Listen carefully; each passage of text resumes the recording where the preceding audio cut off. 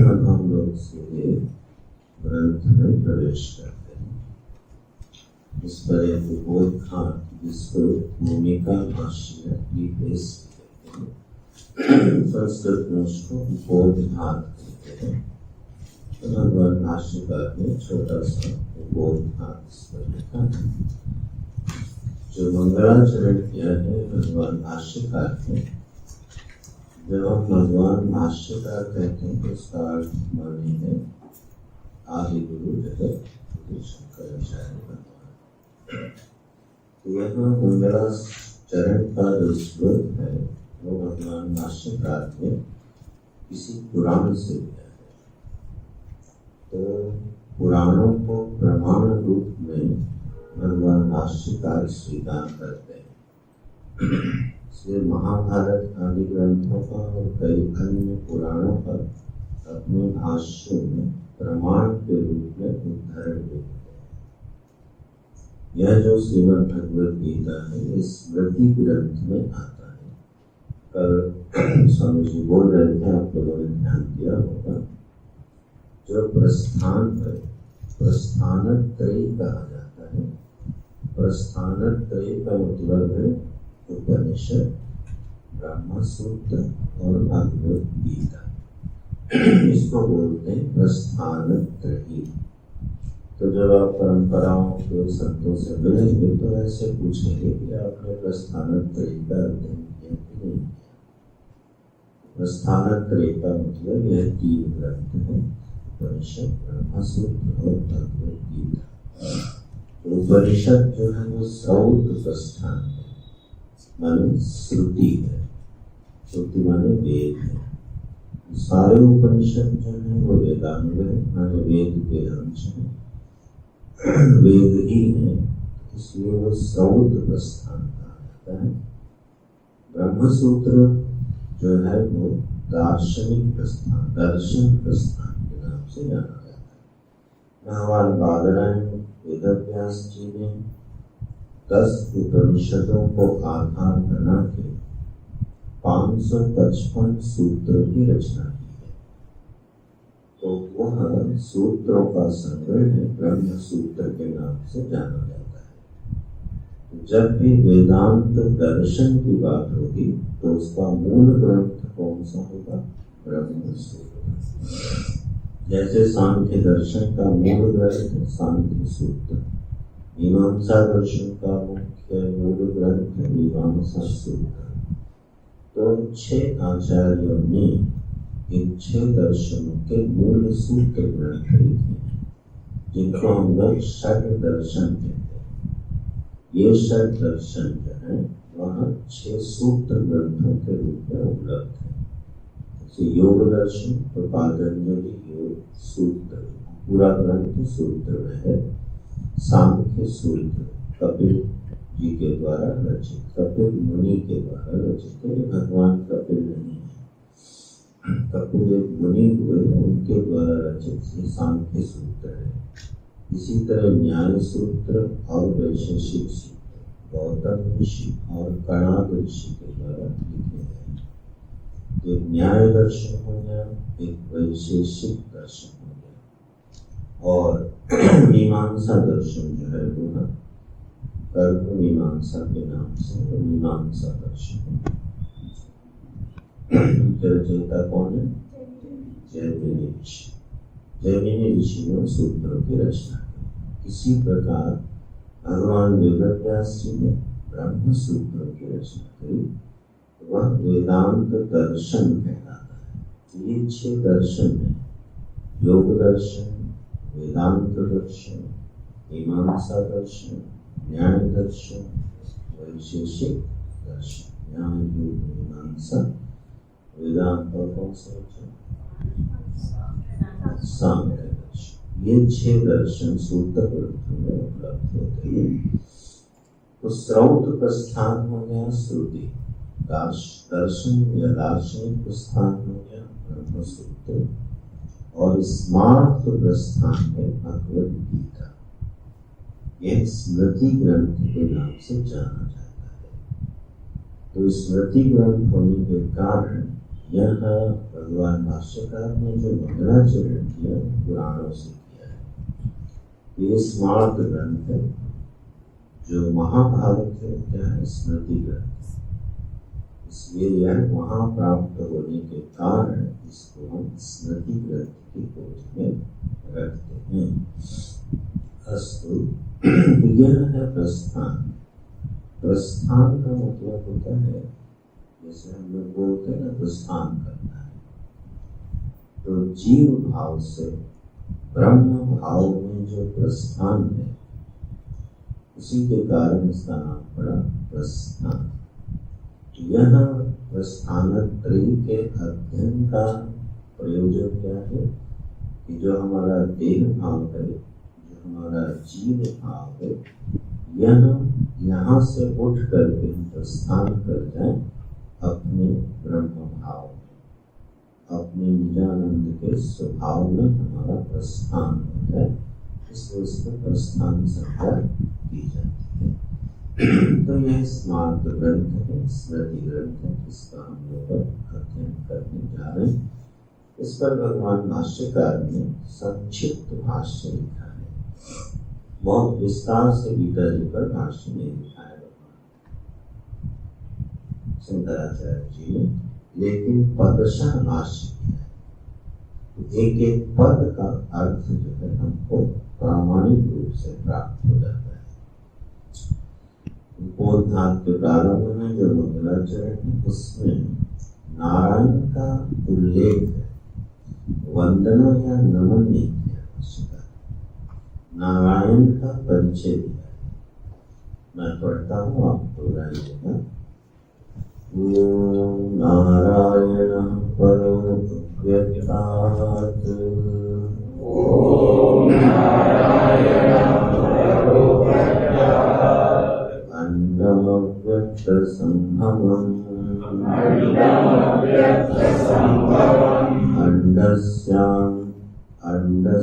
अंडस्यान्तस्त्विमे लोकाः,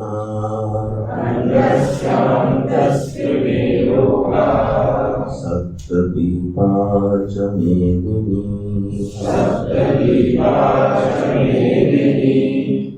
ओम ये मंगलवाची शब्द है। ओम और अथ ये 2 मंगलवाची शब्द होते हैं। कई बार सूत्र ग्रंथों में जो मंगलाचरण है वो अर्थ शब्द से ही हो जाता है। जैसे ब्रह्म सूत्र का प्रथम सूत्र है अर्थात ब्रह्म जिज्ञासा, उसमें जो अर्थ शब्द आया है वही मंगलाचरण है। सूत्र ग्रंथों में प्राय अलग से मंगलाचरण नहीं करते। तो ओम और अर्थ ये मंगलवाची शब्द है जो किसी ग्रंथ के लेखन के पूर्व में आचार्य के द्वारा स्मरण किया जाता है। ओम कौन है? कहते नारायण परः अव्यक्तात्। परः नारायण अव्यक्तात्, अव्यक्त से जो परे है उसका नाम है नारायण। और अंडम अव्यक्त संभव, उसी अव्यक्त से एक विराट अंड की उत्पत्ति होती है। अंडस्यांतस्तु इमे लोकाः, इमे लोकाः अंडस्यांतः। यह जितनी सृष्टि है, जितने लोक हैं, ये किसी विराट अंड से प्रकट हुए हैं, किसी विराट अंड के अंतर्गत है। और उसी में सप्तद्वीपा च मेदिनी, मेदिनी माने पृथ्वी होता है। यह 7 द्वीपों वाली पृथ्वी है। इसमें कहीं नमन या कहीं वंदन नहीं दिखाई दे रहा है। नारायण का परिचय दिया जा रहा है। नारायण कौन है? जो अव्यक्त से परे हैं, उनका नाम है नारायण। तो सृष्टि की 2 दशाएं होती हैं, 2 अवस्थाएं होती हैं, एक अव्यक्त अवस्था और एक व्यक्त अवस्था। यह सृष्टि, जिस सृष्टि को वर्तमान में अभी इस देह में बैठकर हम लोग अपनी पंचेंद्रियों से और मन बुद्धि से जिसको ग्रहण करते हैं, जिस सृष्टि का हमको अनुभव हो रहा है, जो हमारे मन बुद्धि और इंद्रिय का विषय बन गई है, उसको बोलते हैं व्यक्त सृष्टि। व्यक्त माने क्या हुआ? जो हमारे अनुभव का, हमारे ज्ञान का विषय बन जाए, उसको बोलेंगे व्यक्त। मैनिफेस्टेड है, प्रकट। तो यह सृष्टि जो हमारे अनुभव ज्ञान का विषय बनती है, वो व्यक्त हो गई।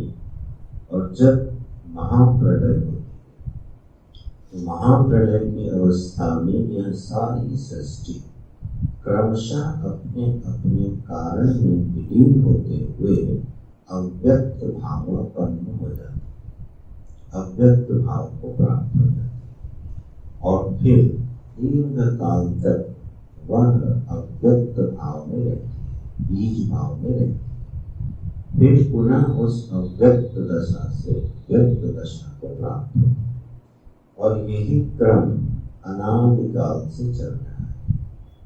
इसमें ध्यान देना, सृष्टि की उत्पत्ति का कोई दिन नहीं होता। सृष्टि कब से प्रारंभ हुई है, इसका निर्णय नहीं होता। सृष्टि अनादि है। अनादि का अर्थ होता है जिसके आरंभ बिंदु का पता न चले, उसको अनादि बोलते हैं। यह जो सृष्टि है, यह व्यक्त होती है, अव्यक्त होती है। अव्यक्त से व्यक्त, व्यक्त से अव्यक्त। तो वो पहला क्षण कौन सा था जब पहली बार व्यक्त हुई, ये निर्णय नहीं किया जा सकता। क्योंकि पहली बार सृष्टि जब व्यक्त हो गई, निर्णय हो गया, तो सारे सिद्धांत सिद्ध हो जाएंगे। क्योंकि जब सृष्टि अभिव्यक्त होती है, तो सारे जीवों के कर्मों के अनुसार उसका परिपाक होने पर सृष्टि प्रकट होती है। तो अगर पहली बार कोई सृष्टि प्रकट हुई, तो जीव और जीव के कर्म कहाँ से आए? और कर्मों के परिपाक अवस्था का नाम ही सृष्टि है। जब कर्म अपना फल देने के लिए उन्मुख होते हैं, तो सारे जीवों के, अनंत अनंत जीवों के भोगार्थ, इच्छार्थ यह सृष्टि आविर्भूत होती है। और अनंत अनंत जीव 84 लाख प्रकार के शरीरों में प्रविष्ट होकर के इस व्यक्त सृष्टि का अपने अपने कर्मानुसार भोग करते हैं। तो कर्म पहले से विद्यमान होंगे, तभी तो सृष्टि का आविर्भाव होगा। तो पहला कर्म कब हुआ, ये निर्णय कभी किया नहीं जा सकता। इसलिए वो सृष्टि अनादि है, ये क्रम अनादि है। व्यक्त होती है, अव्यक्त होती है। उस अव्यक्त सृष्टि से जो परे है, जो व्यक्त और अव्यक्त दोनों सृष्टि का आधारभूत सत्य है, उसका नाम है नारायण। क्या लिखते हैं? परः अव्यक्ता, अव्यक्त से परो नारायण। नारायण जो है वो अव्यक्त से भी परे है। माने जो भगवान है वो सृष्टि का हिस्सा नहीं, सृष्टि का अंग या सृष्टि का अवयव नहीं है, वह सृष्टि से परे है। व्यक्त सृष्टि से भी और अव्यक्त सृष्टि से भी परे जो सत्ता है, उसका नाम है नारायण। बोले नारायण शब्द क्यों? इस नारायण शब्द का क्या अर्थ है? ये जो नारायण शब्द बनता है, जो नर है उसका जो अयन है, नरस्य अयन, नर को अपना आश्रय बना के अंतर्यामी के जो रूप में जो उपलब्ध होता है उसको भी नारायण कहते हैं। ये जो नर है, नर माने मनुष्य, हम सभी जीव, हम सभी जीवों के, नरों के हृदय में जो अयन बना के निवास कर रहे, घर बना के निवास कर रहे, अंतर्यामी रूप से जिनकी निरंतर उपलब्धि होती है उसका नाम है नारायण। और समष्टि के अर्थ में नार बोलते हैं जल, नर एवं नारा है, नारा माने जल होता है। तब अव्यक्त से जो सृष्टि व्यक्त होती है तो कारण जल होता है, कारण वाली को, ये सब विषय आगे स्पष्ट हो गए।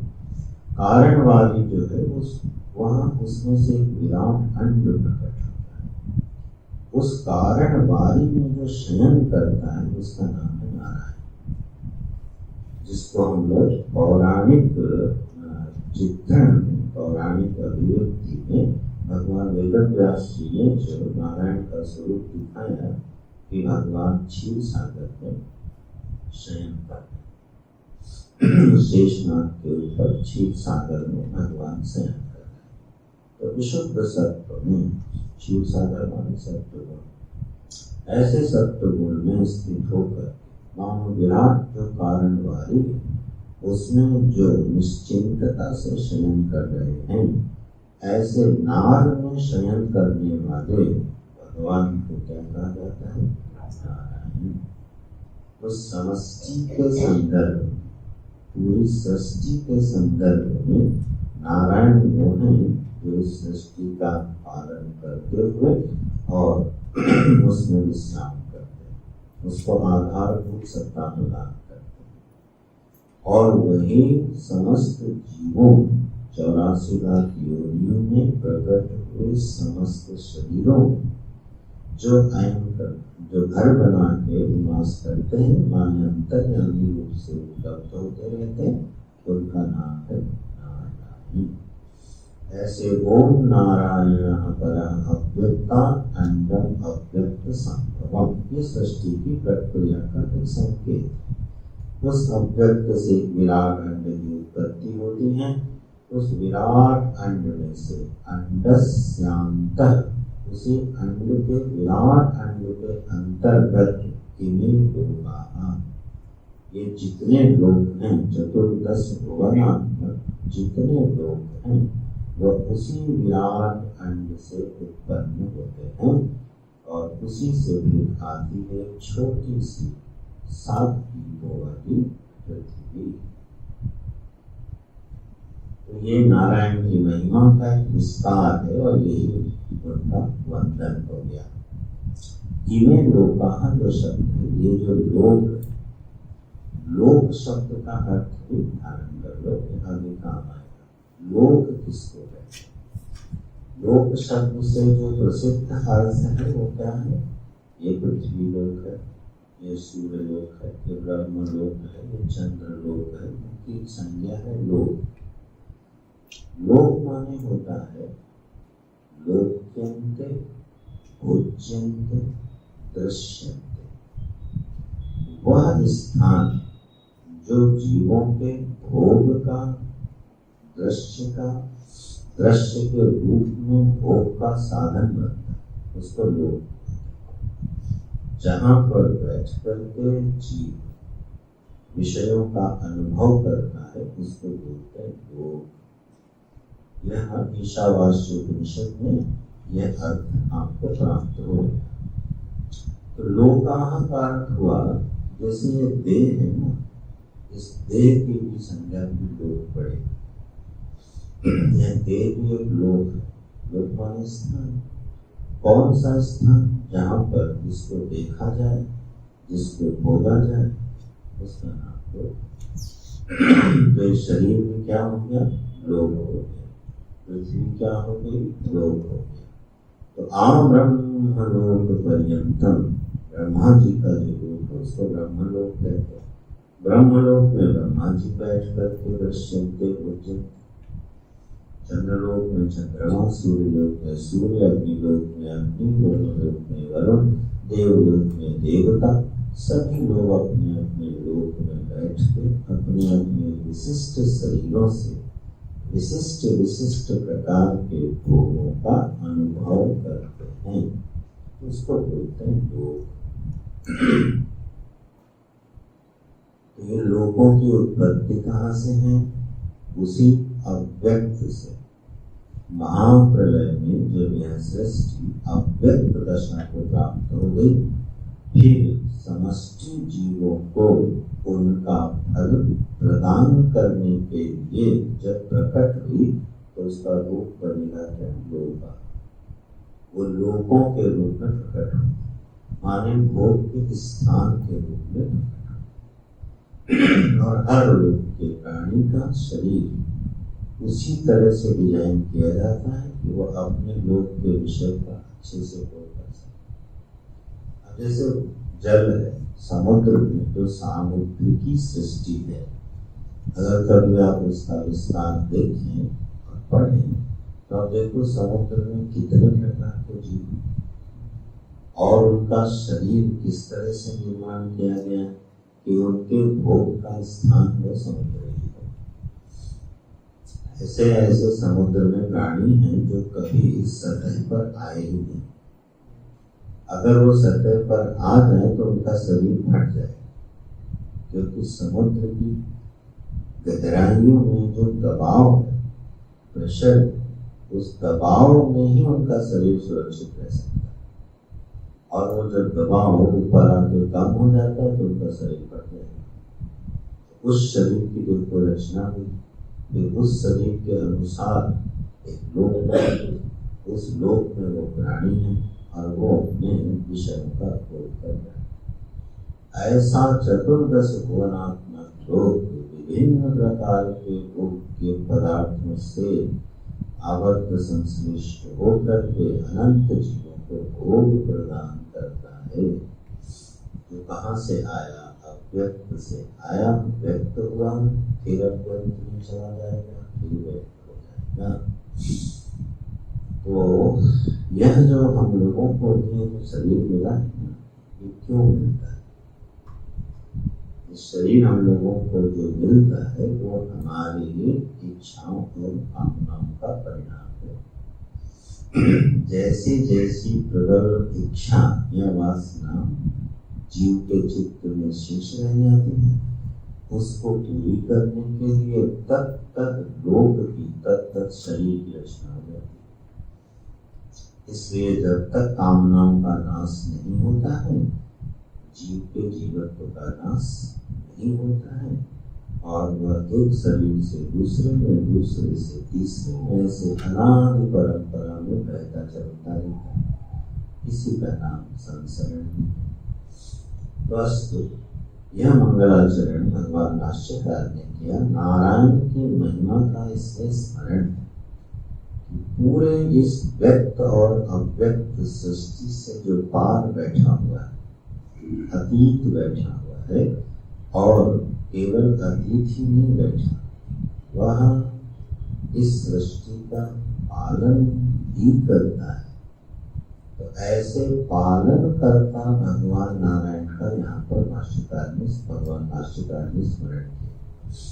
संहार करता शिव जी का स्मरण नहीं किया, सर्जन करता ब्रह्मा जी का स्मरण नहीं किया, पालन करता नारायण का स्मरण किया है। क्योंकि गीता जी पर भाष्य लिखने जा रहे हैं, और अगर संहार के देवता का स्मरण कर ले तो फिर तो संहार वाली बात होगी। गीता जी जो है वो पालन करने के लिए है, हमारे अहम का संहार करती है, लेकिन हमारे कामनाओं का, हमारी इच्छाओं का, हमारे जीवन की दिशा का पालन करती है। इसलिए भगवान भाष्यकार नारायण का इस रूप में स्मरण करते हैं। अब तो भाष्य लिखा है, इसकी कुछ पंक्तियां विषय के अनुसार देखते हैं। दो प्रथम जो परिच्छेद है उनको पढ़ते हैं। स भगवान सृष्ट्वा इदं जगत् तस्य च स्थितिं चिकीर्षु अनिच्छादीन् अग्रे सृष्ट्वा प्रजापतिं प्रवृत्तिलक्षणं धर्मं ग्राह्यामास वेदोक्तम् ततः अन्यान् च सनत्सनन्दनादीन् उत्पाद्य निवृत्तिलक्षणं धर्मं ज्ञानवैराग्यलक्षणं ग्राह्यामास। द्विविधो हि वेदोक्तो धर्मः प्रवृत्तिलक्षण निवृत्तिलक्षणश्च। कहते हैं स भगवान इदं जगत सृष्ट्वा, भगवान ने क्या किया, इस जगत की रचना की और इस जगत की रचना करके तस्य जगता, उस जगत की स्थिति चिकीर्षु, इस जगत का पालन करने की इच्छा वाले भगवान ने। इसका मतलब क्या हुआ, यह जगत जो है, गुरु जी बोलते थे ये जगत अनाथ नहीं है, इस जगत का कोई नाथ है, यह जगत कांदिशित नहीं है, स्वतंत्र नहीं है। नयाध्यक्षेण तत्प्रति सूयते सचराचरम, परमात्मा की अध्यक्षता में ही यह सारी सृष्टि व्यक्त और अव्यक्त होती है। तो वह भगवान शब्द यहाँ जो पद भगवान भाष्यकार प्रयोग करेंगे, हर शब्द का कुछ मतलब हो। यहाँ भगवान शब्द भी है, भगवान मैंने सुबह बताया था, जो षड ऐश्वर्य का मालिक है, इसको बोलते हैं भैया। जिसको पालन करना है वो अगर षड ऐश्वर्य संपन्न नहीं होगा तो पालन कैसे करेगा? दीन दरिद्र आदमी थोड़ी पालन करेगा, दीनहीन आदमी से थोड़ी पालन होता है। इस सृष्टि के पूरी विराट सृष्टि का अगर कोई पालन करने की इच्छा करता है तो उसको ये दर्द ही पूछो। इसलिए शब्द कर दिया भगवान। वह सर्वैश्वर्य संपन्न जो भगवान है, इस जगत की रचना करके, और बड़ी प्यारी बात कि तस्य स्थिति चिकीर्षु, भगवान को इच्छा है इसका पालन किया जाना चाहिए, केवल बना के छोड़ नहीं दिया चलो जाओ अपना अपना समझो जाए। चिकीर्षु, पालन करने की स्थिति, चिकीर्षु पालन करने की इच्छा हुई तो बोले कैसे पालन किया जाए? तो मरीच्यादीन अग्रे सृष्टा प्रजापति, पहले उन्होंने मरीचि आदि प्रजापतियों की रचना करी और उनको प्रवृत्ति लक्षणम धर्मम ग्राह्यामास, जो वेदों में प्रवृत्ति लक्षणात्मक धर्म है वो उनको पकड़ा।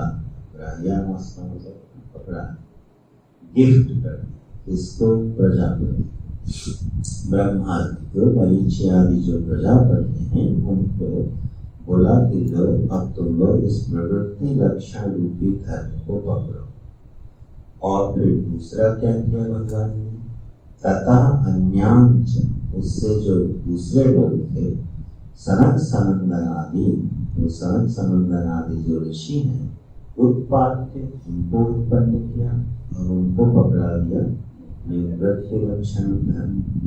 बोले आप लोग ये निवृत्ति लक्षण रूपी धर्म पकड़ो, ज्ञान वैराग्य लक्षण ग्राह्यामास, ज्ञान और वैराग्य लक्षणों वाला जो निवृत्ति धर्म है वो सनक सनंदन को पकड़ा दिया और प्रवृत्ति धर्म मरीचि आदि प्रजापतियों को पकड़ा दिया। देखो ये दोनों धर्म भगवान ने किस लिए पकड़ा है, माने किस लिए उनको सिखाया? क्योंकि स्थिति चिकीर्षु, वो क्या करना चाहते हैं? जगत का पालन करना चाहते हैं।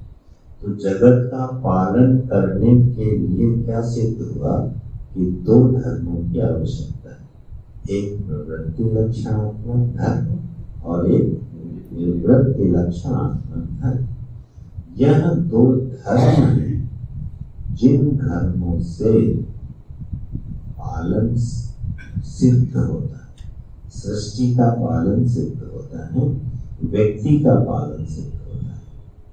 तो प्रवृत्ति लक्षण और निवृत्ति लक्षण धर्म और उनके आदर्श आचार्यों का वर्णन कर दिया। भाष्यकार कहते हैं द्विविधो ही वेदोक्तो धर्म, वेदों में दो ही प्रकार के धर्म बताए गए, प्रवृत्ति लक्षण और निवृत्ति लक्षण। अब यह पंक्ति समझ ली तो समझो हम लोगों ने वेदार्थ समझ लिया। बोले तो सहस्र मंत्रों वाली जो श्रुतियां, जिसका एक मंत्र भी डिक्शनरी खोल के पढ़ने बैठ जाओ तो सर के ऊपर से जाता है। वेद का कोई भी मंत्र सीधे सीधे समझ में आता नहीं है, ऐसी तो उसकी भाषा है।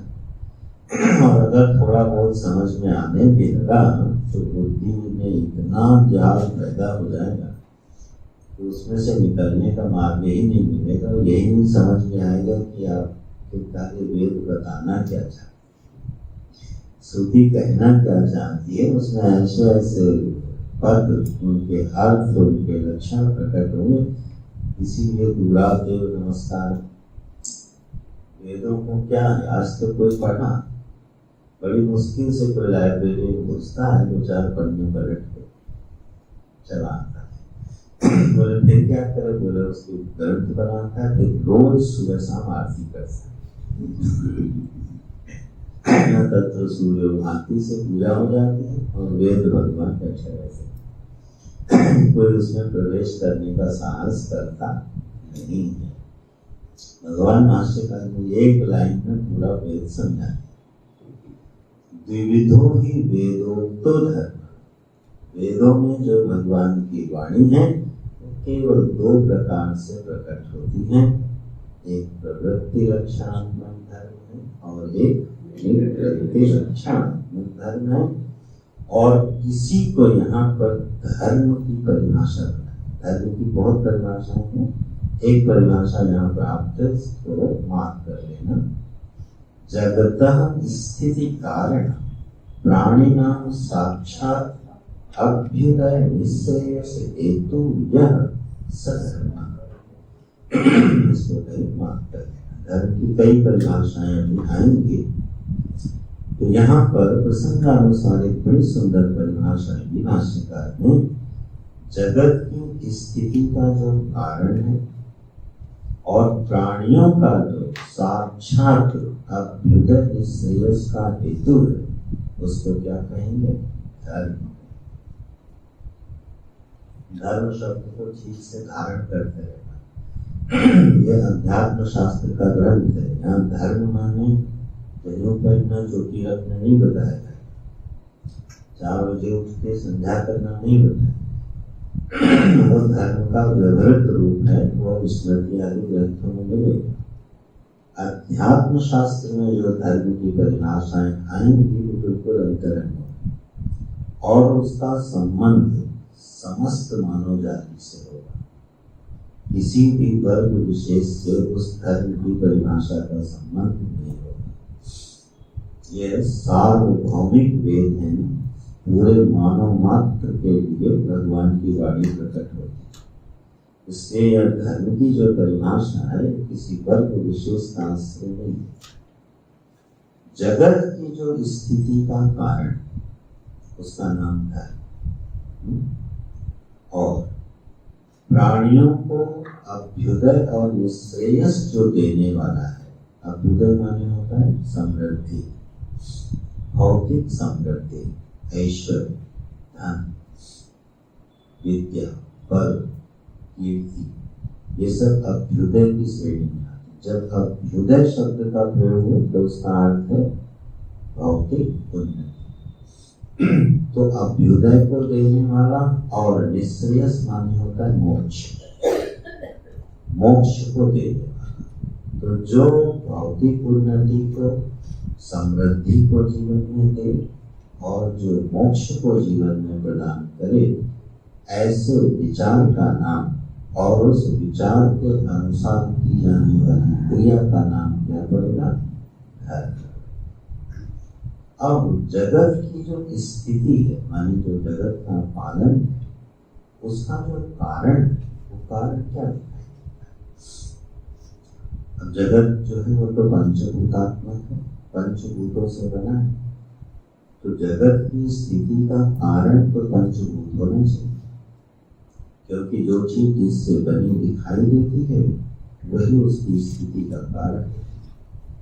जैसे मान लो घट है, वो मिट्टी से बना, तो मिट्टी से जो घट बना है उसकी स्थिति कब तक, जब तक मिट्टी है, तो उसकी स्थिति का सीधा सीधा जो कारण दिखाई दे रहा है वो तो उपादान कारण मिट्टी में वही दिखाई दे रहा है। मिट्टी के बिना घट नहीं हो सकता, ये बात ठीक है, लेकिन ध्यान रखिए उस घट की स्थिति का कारण सीधा मिट्टी नहीं है। घट की स्थिति का कारण जो है वो घट को संभालने वाला व्यक्ति है, जो उस घट को ठीक से उपयोग करता है, संभाल के रखता है, जो उपयोग करता है, जो उसको संभाल के रखता है, वही उस घट की स्थिति का साक्षात कारण। देखो लिखा, शब्द क्या लिखा है, साक्षात कारण। प्राणियों की और जगत की स्थिति का जो साक्षात कारण, सीधा सीधा कारण है। अब मान लो घट है, अब किसी को गुस्सा आ गया, उस गुस्से में उसने मारा डंडा और घट को फोड़ दिया। अब जगत की स्थिति माने घट की स्थिति भंग हो गई, घट का पालन नहीं हुआ, तो घट को संभालने वाला कौन है, घट का प्रयोक्ता। जगत को संभालने वाला कौन है, जगत का प्रयोक्ता। जो जगत का भोक्ता है, जो इस जगत का उपयोग कर रहा है, वही इस जगत को संभालने वाला सिद्ध होता है।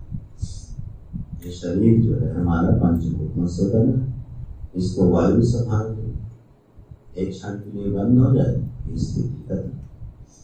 अग्नि संभाल रही, आकाश संभाल रहा, ये साक्षात कारण नहीं है, सिर्फ शब्द है साक्षात कारण।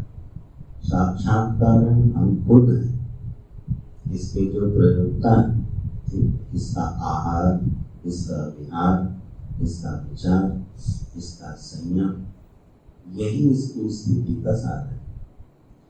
अगर हम असंयमी हो जाएं तो यह शरीर धीरे धीरे जो बिखर जाए, बहुत अधिक असंयमी हो जाए तो बहुत जल्दी बिखर जाए।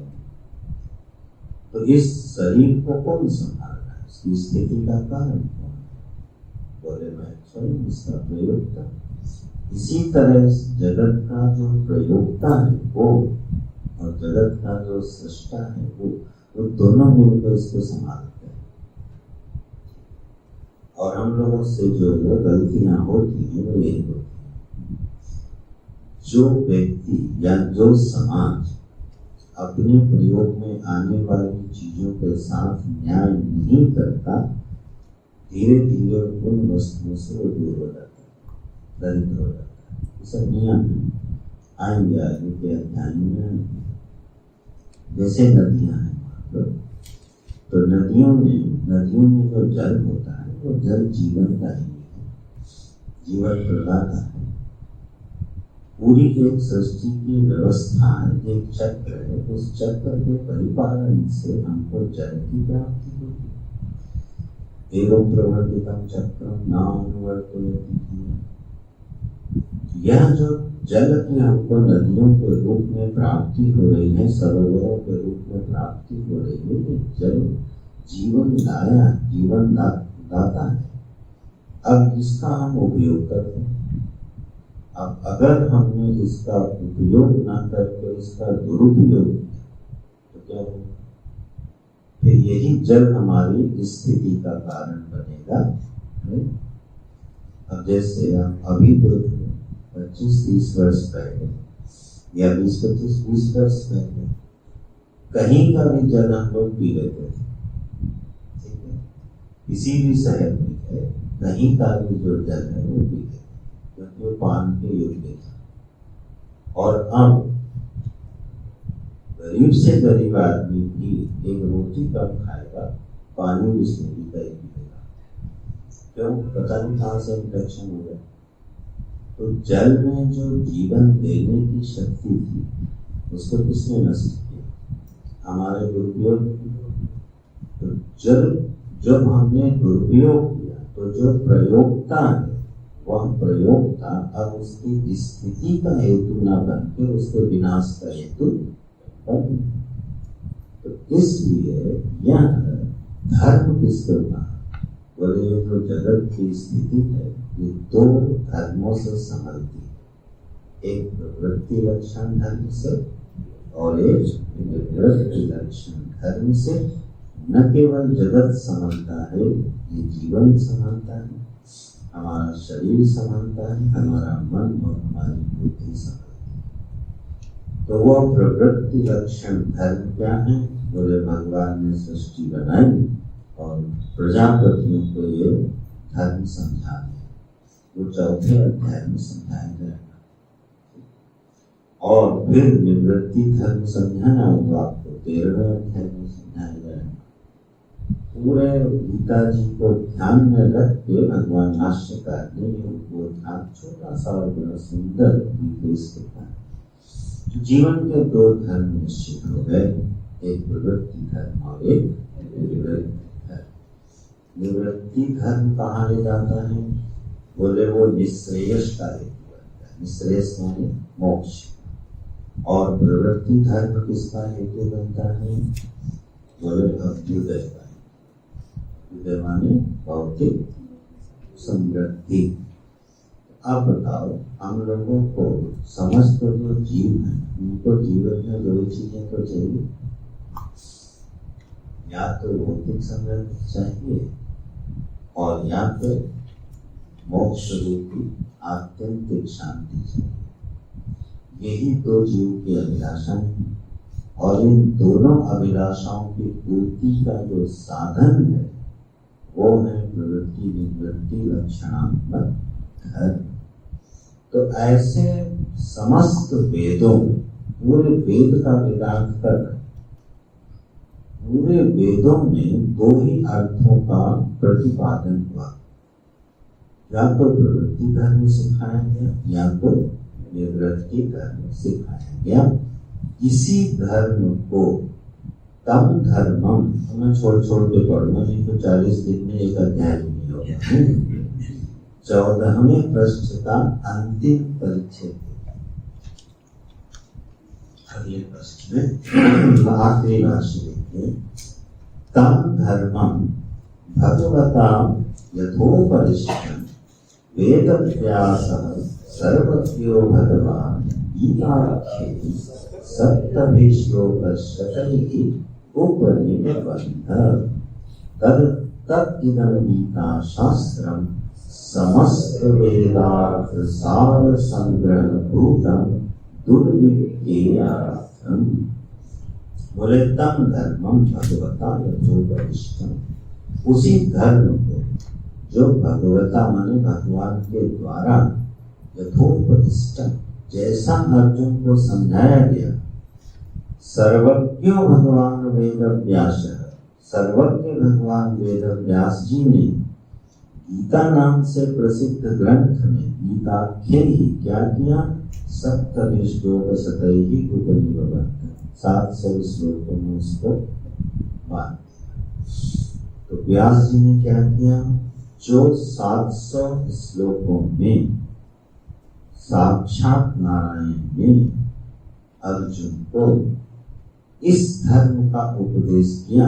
इस धर्म का, प्रवृत्ति धर्म का और निवृत्ति धर्म। इसका मतलब गीता जी का विषय क्या हो गया? प्रवृत्ति की व्याख्या करना और निवृत्ति की व्याख्या करना। और प्रयोजन क्या है?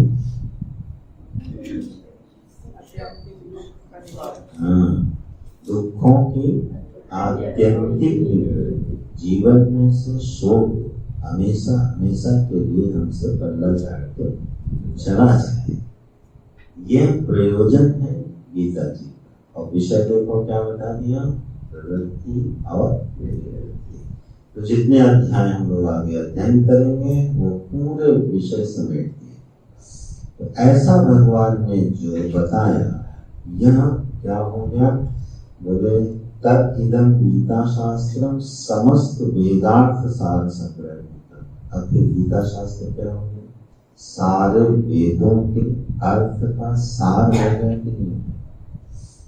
जो बात वेदों में बताई गई उसी बात को नारायण ने अर्जुन को बताया, उसी बात को भगवान वेद व्यास जी ने यथावत 700 श्लोकों में निबंधित कर दिया।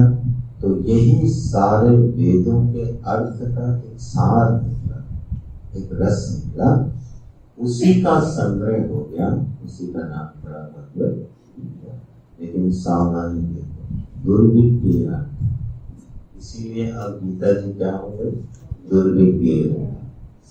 बोले इसमें दुर्विज्ञता क्या हो गई? बोले दुर्विज्ञता ये हो गई उस काल में भी करीब भगवान भाष्यकार को 1200-1300 वर्ष हो चुके हैं। अभी हम लोग गीता जी पर जितनी टीकाएं पढ़ते हैं वो सब भगवान भाष्यकार के बाद की, लेकिन उनके समय में भी इस पर बहुत सारे मतांतर रहे। तो क्या लिखते हैं? तदर्थ आविष्करणाय अनेक ही विकृत पद पदार्थ वाक्यार्थ न्याय अत्यंत विरुद्ध अनेकार्थत्वेन लौकिके गृह्यमाणं उपलभ्य। क्या किया?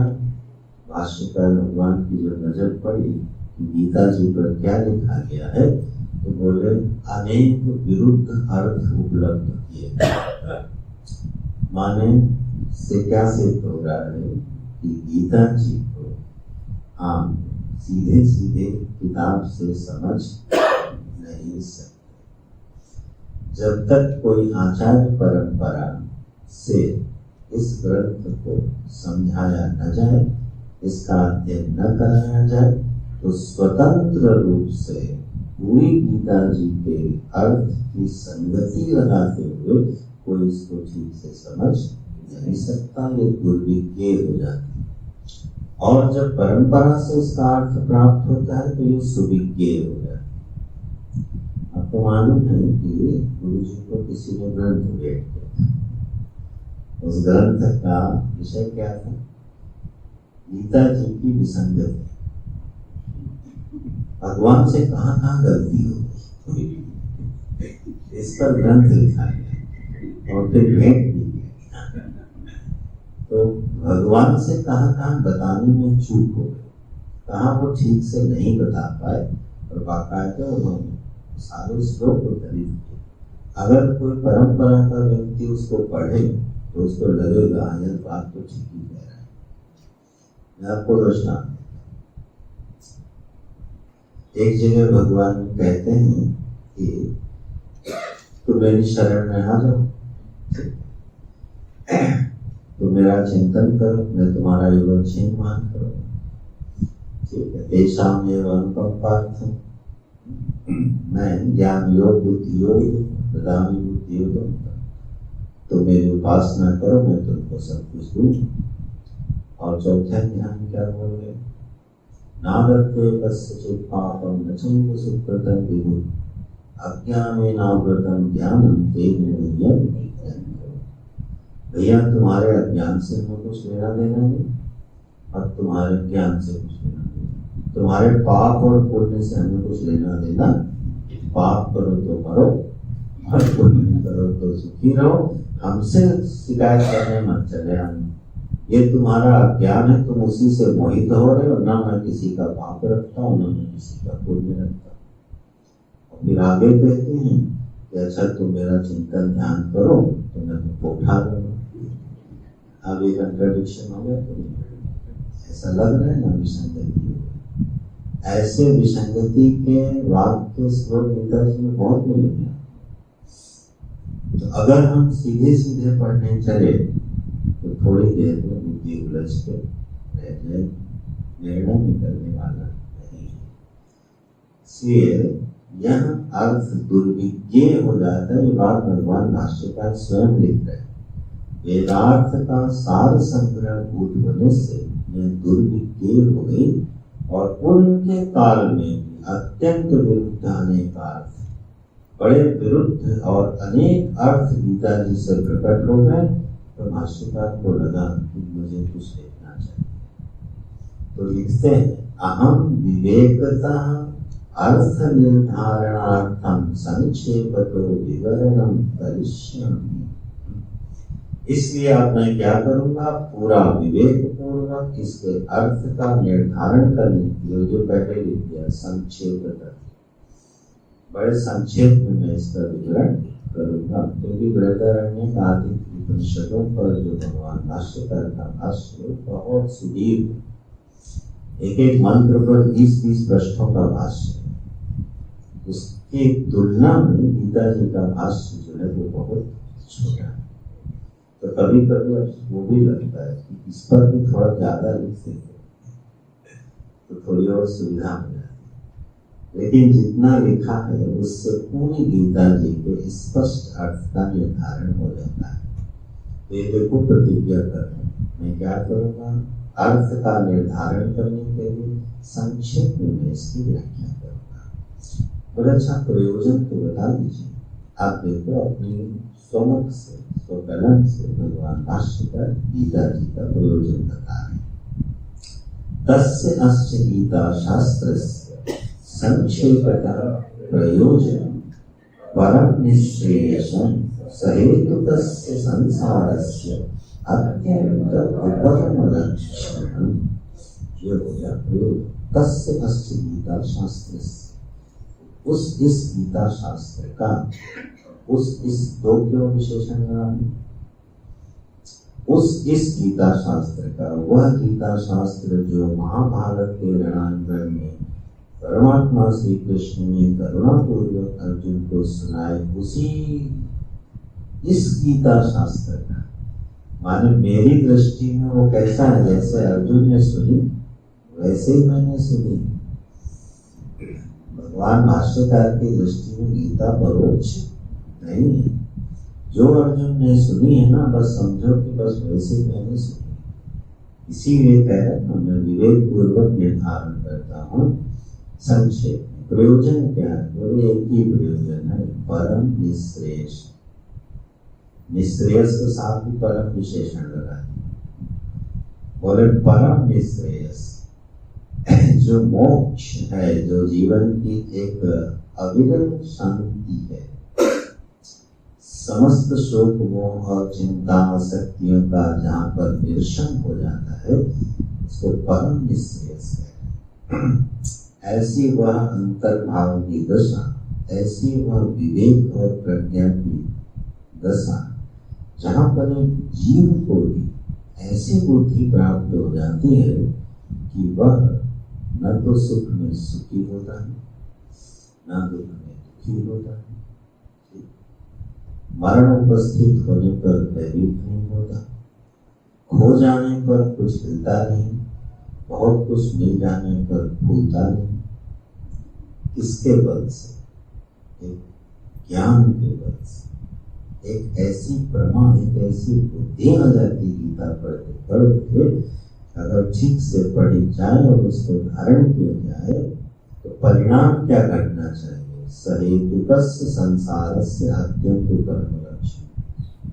यह संसार अपने समस्त हेतुओं, अज्ञान आदि के साथ, संसार का हेतु अज्ञान, तो अविद्या और अज्ञान के अपने समस्त हेतुओं के साथ, अविद्या काम और कर्म इस ग्रंथि के साथ यह संसार उपरम हो जाएगा, शांत हो जाएगा, हमारे लिए मानो ये मर जाए, विदा हो जाएगा, नष्ट हो जाएगा। यही इस गीता शास्त्र का परम प्रयोजन है। इसलिए भाई गीता जी पढ़ना तो मन में धीरे ये बुद्धि गया कि आज नहीं तो कल, कल नहीं तो बस, हमारे जीवन में भी इसी प्रयोजन की सिद्धि होनी। इस बुद्धि से, इस प्रयोजन से जब हम इसमें प्रवेश करेंगे तो फिर उसी तरह का हमको परिणाम और लाभ भी मिलेगा। और वैसे भी अन्य कोई प्रयोजन जो है इतना सार्थक होता भी नहीं। इसी परम प्रयोजन की दृष्टि से यह गीता शास्त्र का अध्ययन होना चाहिए। भागवत इसलिए नहीं सुननी चाहिए कि बगल वाला प्लॉट 35 साल से नहीं मिल रहा था, भागवत कथा कराई और मिल गया। ये कथा हुई तो प्लॉट था जो बहुत दिनों से प्रयास किया जा रहा था, मुंह मांगी कीमत दी जा रही थी यजमान के द्वारा, लेकिन वह बेचने को तैयार नहीं है। वहां पर भागवत कथा हुई और जिस दिन पूरी हुई उसी दिन उसका संदेश आ गया कि हम आपको एक प्लॉट बेच सकते हैं, पैसे नहीं। तो बड़े आह्लाद पूर्वक उछलते हुए आए और बोले, हम नहीं, जो कथा कर रहे थे उनसे बोले, स्वामी जी आज भागवत का फल परम फल मिल गया, आज हमको वो प्लॉट मिलने वाला है।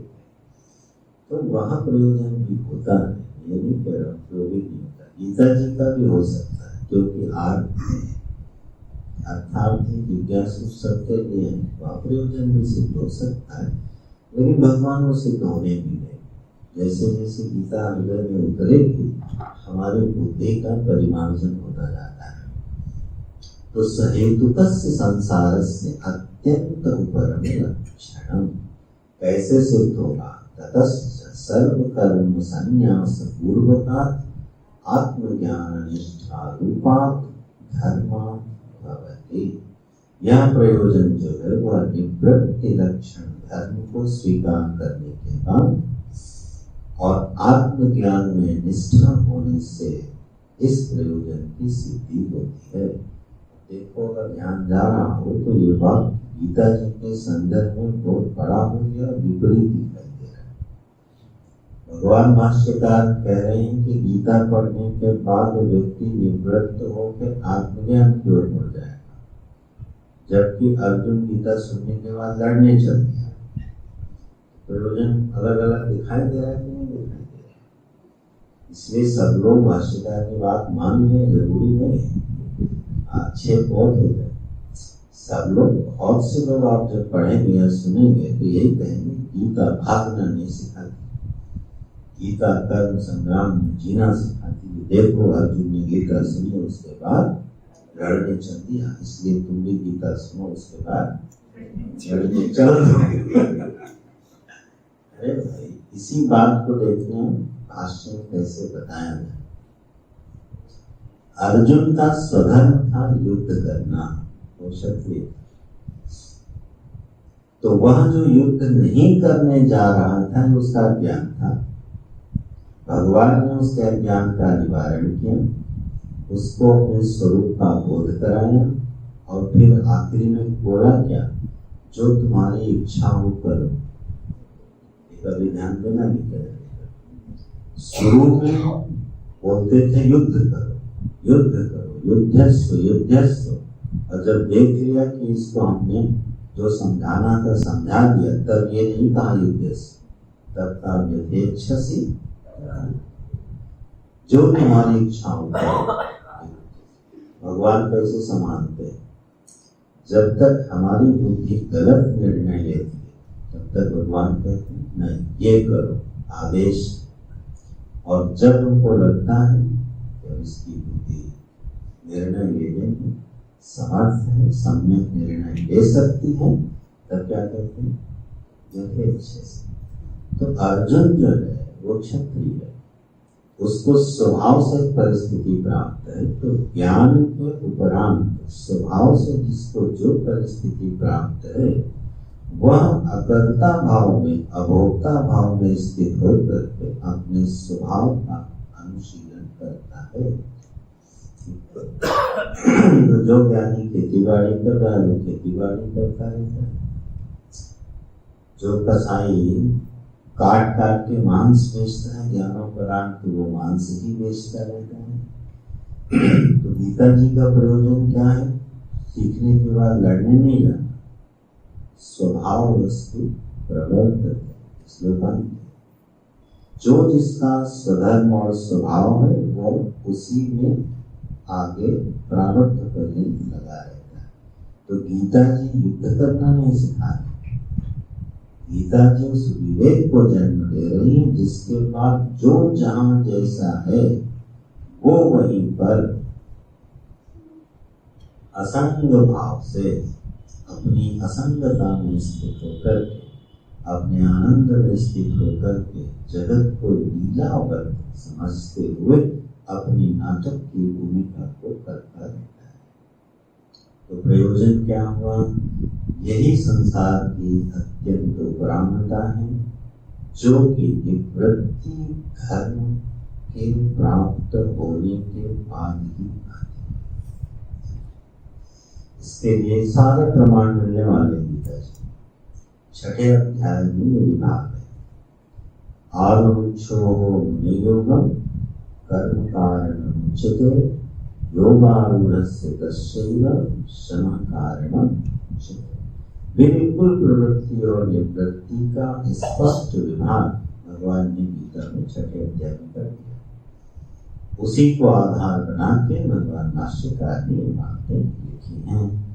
तो ये हो गया प्रयोजन। ठीक है, अच्छा जी। बोले अभ्युदय जो होता है ना, आप हमको जरा ये बताओ कि अभ्युदय और निश्रेयस ये तो अलग अलग दिशा के हैं कि एक दिशा के? भौतिक समृद्धि और आत्मिक शांति ये तो भिन्न दिशाओं के प्रयोजन हैं कि एक दिशा के?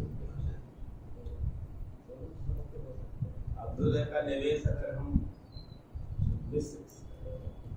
श्रेयस पे करें तो यह एक संबंध बताएंगे गीता जी। यह अगर कहीं भ्रम बुद्धि में हो कि अभ्युदय जो है निश्रेयस का विरोधी है तो यह भ्रम को थोड़ा सुधार लेना। भौतिक समृद्धि आध्यात्मिक शांति की पोषक बनती है, विरोधी नहीं बनती। इसलिए अभ्युदय का जो विनियोग है वो कहाँ होगा? इसलिए जितनी भी हमारी समृद्धि है, जितनी भी सामर्थ्य है, जब हम प्रवृत्ति लक्षण धर्म पूर्वक उसका पालन करें, ये प्रवृत्ति लक्षण धर्म यहाँ आएगा, तब उसका विनियोग कहाँ हो जाएगा? निश्चय।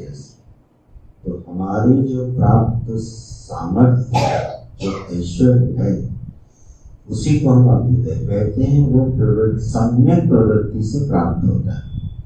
लेकिन प्रवृत्ति से प्राप्त हुआ जो भोग सामग्री ऐश्वर्य है वह अगर हमारे भोग वृत्ति का, हमारे अहंकार के वर्धन का साधन बन गया तो विशाल हो गई। अगर हमें सामर्थ्य मिली और उस सामर्थ्य का हमने उपयोग भी किया, उपभोग भी किया और उसको समष्टि को अर्पित भी किया तो वह प्रवृत्ति क्या होगी? निवृत्ति की ओर चली जाए। तो अभ्युदय और निश्रेयस ये दोनों विरोधी नहीं है। अभ्युदय निश्रेयस का पोषक बनता है। अभ्युदय धर्म के लिए इसलिए भाष्यकार लिखते हैं, यह 15वें पृष्ठ का जरा नीचे का भाष्य देखिए। अभ्युदयार्थ अपि यह प्रवृत्ति लक्षणों धर्म वर्णाश्रमांच उद्दिश्य विहित सदैवाविस्थान प्राप्त हेतु अपि सन ईश्वरार्पण बुद्ध्या अनुष्ठीयमानां सत्त्वशुद्धये भवति फलाभिसंधिः। तो बड़े कीमती वाक्य हैं, आगे का विस्तार हम लोग करेंगे। इतना कीमती वाक्य है जीवन का। अभ्युदयार्थ अपि यह प्रवृत्ति लक्षण धर्म, जो प्रवृत्ति लक्षण धर्म है वो निश्चित रूप से हमको अभ्युदय देगा, वो निश्रेयस नहीं देगा। ठीक है, अपने स्वधर्म का पालन करना, मेहनत से काम करना, खूब परिश्रम करना, इसके परिणाम में क्या मिलेगा? समृद्धि। ठीक है, अब सुबह से शाम तक ऑफिस में अपना काम निपटाना। यहाँ एक विद्यार्थी है हमारा, वर्क फ्रॉम होम से कोर्स किया जा रहा है, उसको देखना, ऑफिस भी देखना है और गीता भी संभालनी है। तो ये अभ्युदय का साधन है, जो काम किया जा रहा है, जो परिश्रम किया जा रहा है, वो अभ्युदय दे रहा है। लेकिन वही अभ्युदय, अपि शब्द लगाए हैं, अभ्युदयार्थ अपि, यह अभ्युदयार्थ जो है, यह भी जो प्रवृत्ति लक्षण धर्म से मिलता है, उसको ध्यान में रख के क्या मिलेगा? देवादि स्थान प्राप्ति। देवादि स्थान प्राप्ति का मतलब उत्कृष्ट भोग। देवादि स्थान प्राप्ति माने उत्कृष्ट भोग, देवताओं की प्राप्ति होगी। देवताओं की प्राप्ति माने जो इंद्र को भोग मिलता है उसका 10% हमें भी मिलने लगेगा। वही देवादि प्राप्ति है ना। और तो दुनिया में आपको तो दिखाई देता है, भोगों में तारतम्य है कि नहीं है। कोई सोने के गिलास में पानी पीता है और कोई प्लास्टिक के गिलास में पानी पीता है। तो देवादि स्थान प्राप्ति हो गई, जो सोने के गिलास में पानी पी रहा है तो मानो कि वो थोड़ा इंद्रांश है उसके अंदर, अपने कर्मों से उसने उस भोग को प्राप्त किया है। इसलिए शब्द है देवादि स्थान प्राप्ति हेतु। ऐसे भोगों की उपलब्धि उसको हो जाती है। अपि सन, ये है, ये ध्यान देना, अपि सन, ऐसा होने पर, इन भोगों की प्राप्ति होने पर ईश्वरार्पण बुद्धिया अनुष्ठीय मान।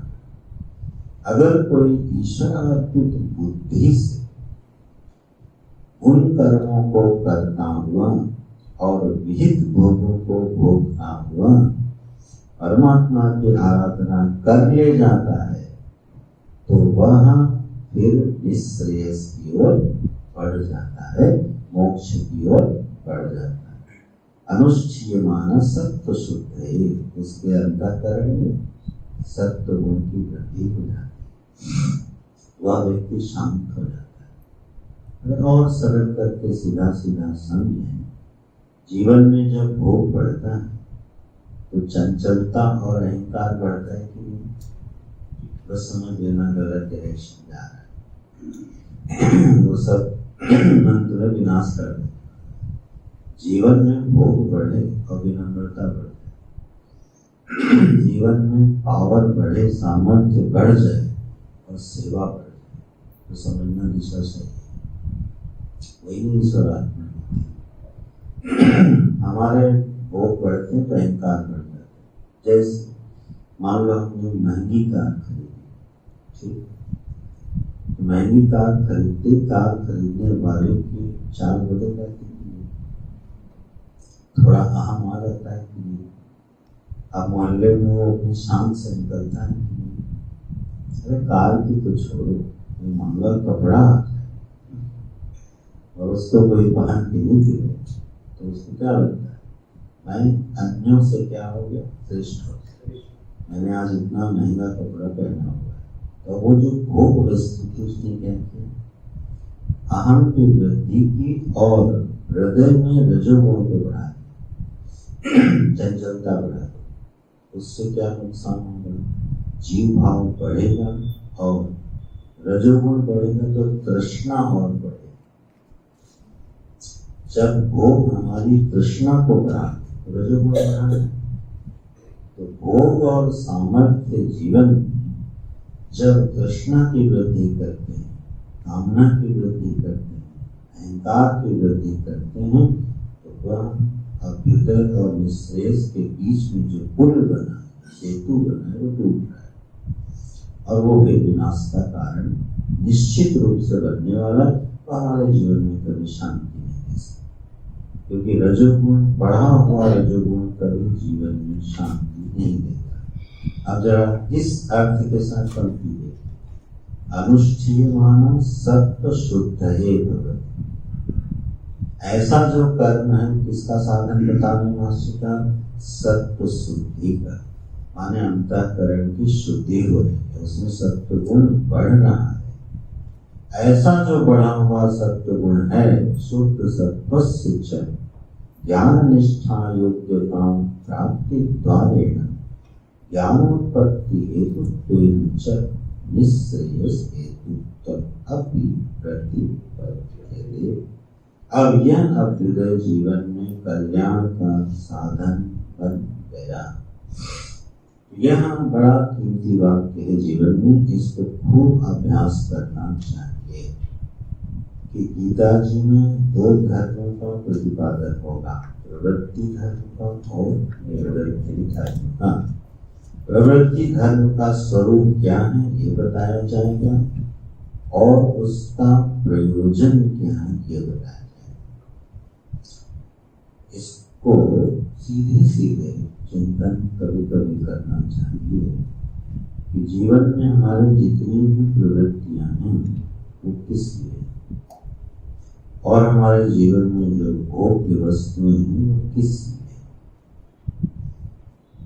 उनकी जो हमको प्राप्ति हुई है और आगे जो स्वधर्म के अनुसार प्रवृत्ति धर्म के अनुसार प्राप्त होगी वो हमारे जीवन के किस भाग की कमी को पूरा कर रहे हैं। इस पर पुनः पुनः विचार करके ये पंक्तियां सामने रख लेनी चाहिए, गीता जी को सामने ले आना चाहिए।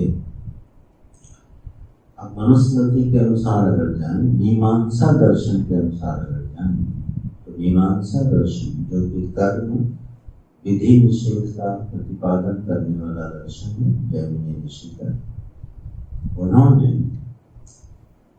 गृहस्थाश्रम का फल करके क्या बताया, वैराग्य। ये मीमांसा दर्शन की निष्पत्ति है कि ब्रह्मचर्य आश्रम के बाद जो गृहस्थाश्रम आता है, गृहस्थाश्रम का जो परिणाम है, जो फल है, क्या होता है, वैराग्य। तो अगर गृहस्थाश्रम का अंत वैराग्य की भूमि में नहीं हो रहा है तो अभ्युदय का निश्रेयस में विनियोग नहीं हो रहा है, तो पक्का मान लेना। समस्त आचार्यों का एक मत है। दशरथ जी सभा में बैठे हैं, बड़ी मुश्किल से उनको वृद्धावस्था में राम जी मिले, 4 पुत्र सभा में विराजमान है, विवाह हो गया है, लक्ष्मी सदृश जानकी जी अवध में विराजमान है, हर तरफ सुख है, शरीर भी उनका स्वस्थ है। लेकिन सभा में बैठे और दर्पण में जब अपना मुकुट सीधा किया तो उनको कान के पास एक सफेद बाल दिखाई देते दशरथ जी, और जैसे ही कान के पास सफेद बाल दिखाई दिया तो उन्होंने कहा अब मुझे राज्य राम को दे देना चाहिए और मुझे वानप्रस्थी हो जाना। ये निर्णय किसका है, दशरथ जी। अभ्युदय की पराकाष्ठा पर पहुंचे हुए दशरथ जी का ये निर्णय है, जिनको समृद्धि ऐसी प्राप्त है कि इंद्र भी लालायित रहता है, ऐसी समृद्धि अवध में दशरथ जी को प्राप्त है। लेकिन निर्णय मिल गया, और निर्णय मिला कहाँ से, कान के पास बात से। वो संदेश दे रहा है कि भैया अब वहां 2 संदेश हैं। दशरथ जी का मुकुट टेढ़ा हो गया तो उन्होंने मुकुट को जब सीधा करना चाहा तब उनको वो संदेश दिख गया। मुकुट टेढ़ा होने का मतलब है कि अब यह राज्य का भार संभालने की अवस्था तुम्हारी। तो जो टेढ़ा हो गया मुकुट वो इस बात का प्रतीक बन गया दशरथ जी के लिए कि अब यह भार किसी योग्य के ऊपर रख देना चाहिए। और वो पक्का संदेश हो गया जब वृद्धावस्था की सूचना उस श्वेत बाल में जो कि कान के पास था उसने वो सूचना दी। रावण के साथ ठीक उल्टा हुआ था। रावण का जब युद्ध के पूर्व रात्रि थी तो उसमें रावण ने रंगमंच कार्य त्रिकूट पर्वत पर यह दिखाने के लिए कि मुझे कोई भय नहीं है, शत्रु जो है द्वार पर बैठा है, लेकिन इस रावण को ऐसे शत्रुओं से कोई भय नहीं। प्रजा को निर्भय करने के लिए रास रंग का आयोजन किया। भगवान ने क्या किया, एक तीर फेंका और उसका मुकुट गिरा दिया। सूचना दी रावण को कि अब ये मुकुट का बोझ सहने लायक तो हो नहीं, योग्य नहीं हो, अभी भी सावधान हो जाओ। और वह जो बाण प्रभु ने भेजा वो किधर से आया ये रावण को पता नहीं चला। ये जो काल है ना, ये इसी तरीके से आता है, बिना आवाज के। काल रूपी जो बाण है वो इसी तरह आक्रमण करता है, हमें पता ही नहीं चलता कि हम कब बूढ़े हो गए। आदमी ये कहते हैं ना, अरे इतने साल पता ही नहीं चला कि कब आयु निकल गई। एक काल रूपी बाण, राम जी ने जो बाण देखा उसमें आवाज नहीं, और दिशा का भी ज्ञान रावण को नहीं हुआ कि आया कहाँ से। ये काल रूपी जो बाण है ये सभी के ऊपर गिराता है समय पर, लेकिन रावण का ठीक उल्टा हुआ, उसने उसके ऊपर उठाया और फिर से अपने सिर पे जड़ा और अट्टहास किया और उसकी उपेक्षा करके चला गया। तो अंत में उसका विनाश हो गया। तो विषय ये है कि प्रवृत्ति जो धर्म है वो अभ्युदय की पराकाष्ठा तक पहुंचा सकता है। दशरथ जी को भी पहुंचा सकता है, रावण को भी पहुंचा सकता है। प्रवृत्ति एक ऐसा विज्ञान है कि वो दुष्ट अदुष्ट को नहीं देखता। जो मेहनत और परिश्रम करता है उसके पास उसका फल आता है। अब तपस्या अगर हिरण्यकशिपु भी करेगा तो भी वो समृद्ध होगा, और तपस्या अगर कोई वसुदेव जी भी करेंगे तो वो भी समृद्ध होंगे, दशरथ जी करेंगे तो भी समृद्ध होंगे। किस दृष्टिकोण से तप किया जा रहा है ये अलग बात है। अच्छा, ये विषय लंबा खींचाएगा। ओवरऑल कहने का ये मतलब है कि व्यक्ति अभ्युदय से युक्त हो सकता है अपने कर्मानुसार, अपने तप आदि के अनुसार, संयम के अनुसार। वो दुष्ट है या सज्जन, इससे कोई फर्क पड़ता नहीं। समृद्धि उसी के पास आती है जो उसके योग्य होता है। अब वो उसका उपयोग करेगा या दुरुपयोग करेगा ये उस पर निर्भर करता है। गीता जी क्या सिखाती है? जीवन में प्रवृत्ति लक्षण धर्म को अपना करके अगर हमने सम्यक प्रवृत्ति से समृद्धि अर्जित की है तो हम वह संदेश समय पर सुन लेंगे, जो संदेश दशरथ जी ने सुन लिया। तो वह संदेश जब सुन लेंगे तो उसका विनियोग कहाँ हो जाएगा? निश्चय से। और इसलिए फिर वानप्रस्थी होते हुए वह मोक्ष मार्ग का अभिलाषी हो जाता है। तो यही जीवन की एक सम्यक व्यवस्था है जिसको गीता जी हमें और आपको सजा के देने वाली पूरी युक्तियों से, ऐसे ईश्वरार्पण बुद्धि से किया गया जो अभ्युदय है वो निश्रेयस का साधन बनता है। इसी अर्थ का अनुसंधान करते हुए भाष्यकार कहते हैं, यतः तदर्थे विद्याते समस्त पुरुषार्थ सिद्धि अतः तद विवरणे यत्नः क्रियते मया। ये उपोद्घात की अंतिम पंक्ति है। क्योंकि ऐसा है इसलिए इस अर्थ को जान लेने पर समस्त पुरुषार्थ सिद्धि, सारे पुरुषार्थों की सिद्धि हो जाती है। इसलिए मेरे द्वारा इसी अर्थ को प्रकाशित करने के लिए प्रयास किया जाएगा। देखो यहाँ पर भाष्यकार ने अहम शब्द का प्रयोग नहीं किया, मया क्रियते कर दिया। और इससे पहले अत्यंत विरुद्ध अर्थ जहाँ था वहाँ बोला था अहम, संक्षेपतः व्याख्यास्य। मैं इसको संक्षेप में बताऊंगा। अहम का प्रयोग देखो 15वें पृष्ठ पे जो ऊपर का परिच्छेद है, अहम विवेकता अर्थ निर्धारणार्थम संक्षेपता विवरण करिष्यामि।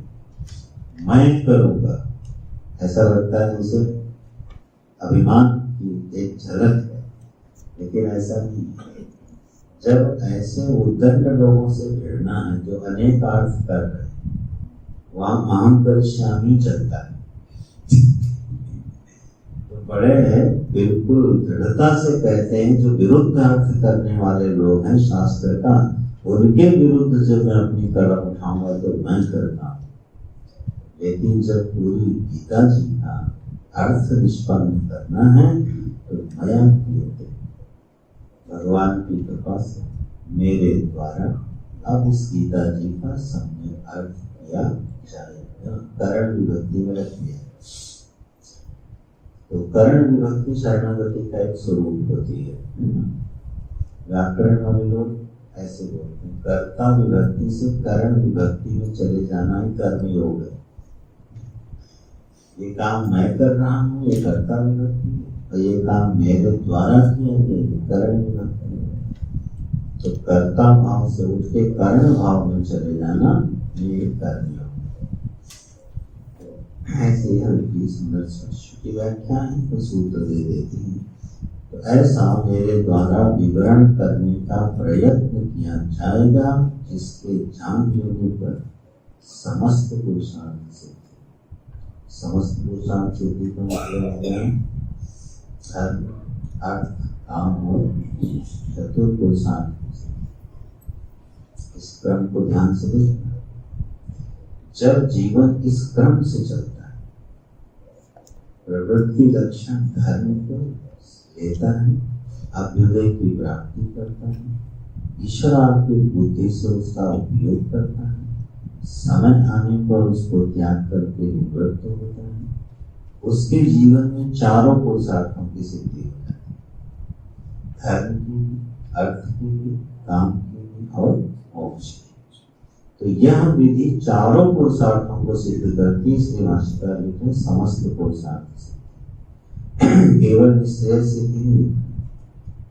ब्रह्मचर्य आश्रम से सीधे संन्यास आश्रम में जो जाता है, उनके जीवन में मोक्ष पुरुषार्थ की सिद्धि होती है। अर्थ और काम पुरुषार्थ का संबंध उनसे, क्योंकि उनको आवश्यकता है। वो सनक सनंदन आदि जैसे हैं जो सीधे मोक्ष के अधिकारी हैं, तो वह सीधे निवृत्ति मार्ग पर प्रवेश कर जाते हैं। लेकिन इस क्रम से जो चलेगा, उसको चारों पुरुषार्थों की सिद्धि प्राप्त हो जाती है। इस तरह से यह गीता जी का शास्त्र विषय हो गया, प्रयोजन हो गया, अधिकारी हमें बताए आर्थार्थी से, तो अनुबंध चतुष्टय लगभग हो गया। अनुबंध चतुष्टय याद है किसी को पुराने में से? अनुबंध चतुष्टय क्या बताया था?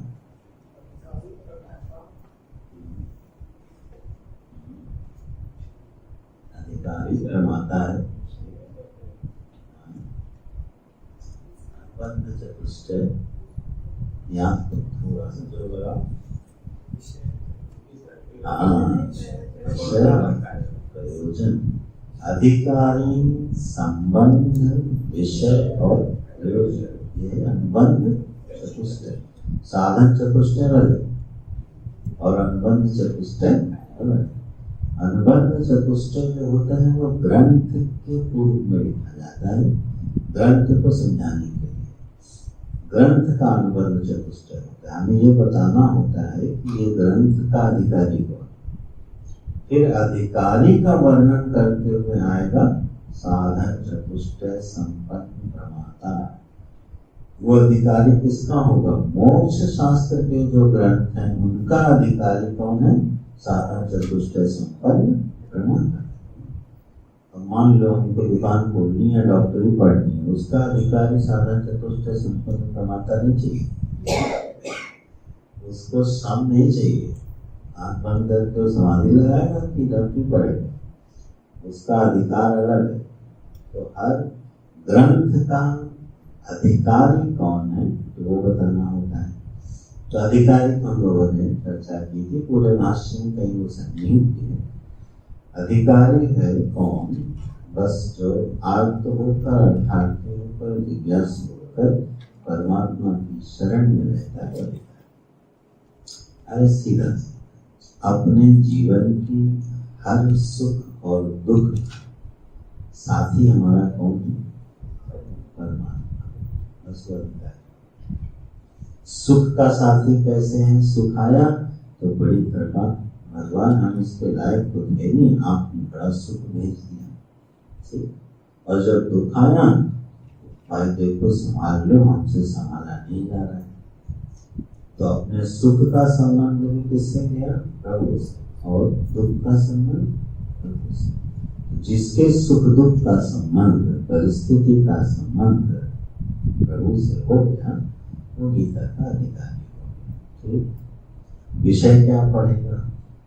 बोले तो वृत्ति धन और वृत्ति धन। यहाँ दो कैटेगरी बना दी भगवान भाष्यकार ने। इन्हीं दो विषयों पर इस पर चर्चा की जाएगी। और प्रयोजन, संसार का नाश,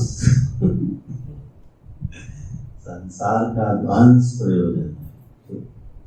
संसरण का ध्वंस है, तो चलो संसार कहने में डर लगे तो संसरण का ध्वंस जो है इसका प्रयोजन है। तो ये संसार वैसा रहेगा नहीं फिर जैसा आज है। ये हो गया प्रयोजन, मन वही दुख की आत्यंतिक। अब आया संबंध। संबंध क्या है भाई?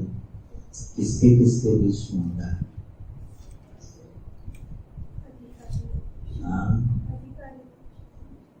अधिकारी का संबंध विषय से है या नहीं? ऐसा सोच के बता।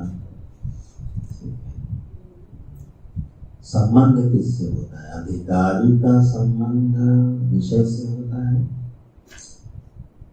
या प्रयोजन का संबंध अधिकारी से होता है या विषय का संबंध प्रयोजन से होता है? किसका किससे संबंध होता है? ये प्रश्न छोड़ देता। वेदांत शास्त्र पढ़ाते समय इस पर थोड़ी चर्चा हुई थी। संबंध किसके किसके बीच में सिद्ध होता है? विषय का जो संबंध है वो प्रयोजन से होना चाहिए। अब प्रयोजन है संसार के अत्यंत उपरांत का, और विषय बताया जा रहा है शेयर मार्केट में पैसा कैसे करो। तो आप बताओ उस विषय का प्रयोजन से कोई संबंध रहा क्या? असंबद्ध हो गया ना विषय। तो प्रयोजन जो है उस प्रयोजन से जुड़ा रहना चाहिए शास्त्र का विषय। तो प्रवृत्ति लक्षण धर्म और निवृत्ति लक्षण धर्म ये शास्त्र का, गीता शास्त्र का विषय है और इसका प्रयोजन के साथ सीधा संबंध है, क्योंकि यह विषय ही हमारे प्रयोजन की अधिकारी को सिद्धि करा देगा। तो ये हो गया अनुबंध चतुष्टय, अधिकारी, संबंध, विषय और प्रयोजन। तो इस भूमिका के साथ अब हम लोग कल से गीता जी में प्रवेश करेंगे और संक्षेप में ही इसका परिचय प्राप्त करते चलेंगे। प्रभु की कृपा से